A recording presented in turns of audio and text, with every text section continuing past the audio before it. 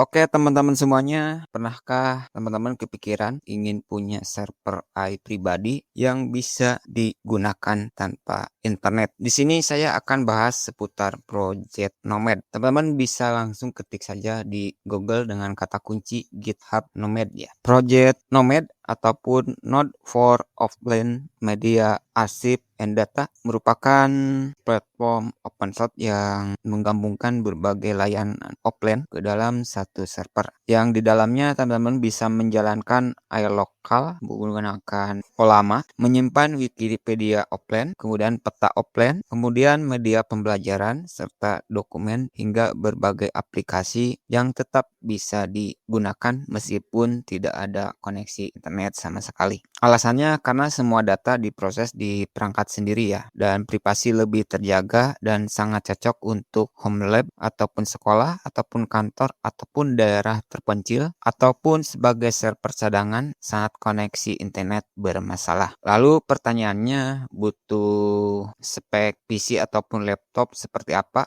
untuk menjalankan project Nomad ini ya? Nah, kalau misalkan teman-teman ingin memanfaatkan fitur AI lokal menggunakan Olema, di sini ada spek petunjuknya, yaitu teman-teman bisa menggunakan prosesor AMD Ryzen 5 ataupun Intel Core i5 generasi 10 ke atas. Untuk RAM minimal 16 GB, lebih ideal lagi kalau pakai yang 32 GB serta SSD NVMe berkapasitas minimal 500 GB hingga 1 tera ya. Serta untuk GPU bisa menggunakan yang RTX 3060 dengan VRAM 12 GB. Ini sudah sangat cukup untuk menjalankan yang model i7B ya. Sedangkan untuk model AI yang lebih besar seperti 13B, rekomendasi menggunakan RTX 3090 dengan VRAM 24 GB. Nah, jika misalkan budget kita terbatas, sebenarnya kita masih bisa menggunakan project Nomad ini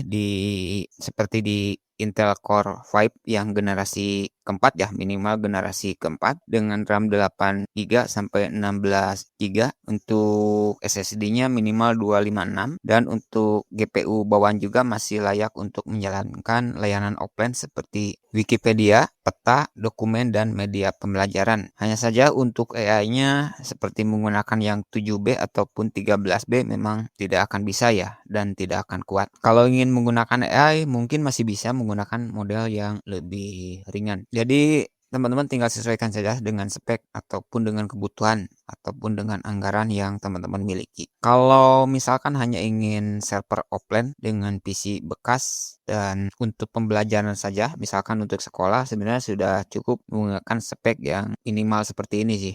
Tetapi kalau teman-teman ingin menggunakan AI lokal yang lebih cepat dan responsif, teman-teman memang harus menggunakan spek yang dianjurkan seperti ini ya. Nah, jika kebetulan saya sudah ada PC yang nganggur, saya akan membuatkan tutorial bagaimana cara instalasi Nomad ini ya. Nah, untuk OS yang direkomendasikan ini menggunakan Debian, direkomendasikan menggunakan Debian 12 Plus atau kalau terpaksa pakai Ubuntu yang 22.04 plus. Oke teman-teman, itu dulu untuk pembahasan kali ini seputar Project Nomad. Kali lagi ini saya hanya menjelaskan seputar basic dari Project Nomad ini serta kegunaannya ya, bukan menjelaskan proses cara instalasinya. Mungkin lain waktu akan saya bahas seputar cara instalasinya. Semoga bermanfaat dan terima kasih.